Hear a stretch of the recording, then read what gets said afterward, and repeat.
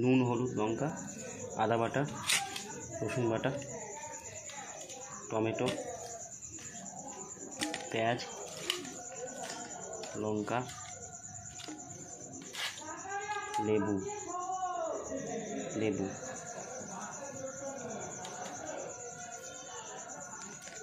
আলু দেবো, মাখবো, ভালো করে মাখিয়ে নেবো। হ্যাঁ, ব্যাস হয়ে গেছে।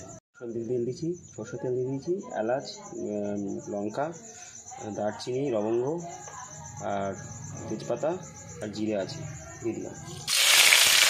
গরম মশলা হয়ে গেছে ভাজা, এবার মাংস দিয়ে দেবো।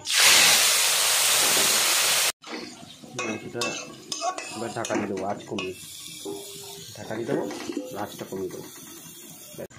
গরম মশলা দিয়ে দেবো, আবার ঢেকে দেবো।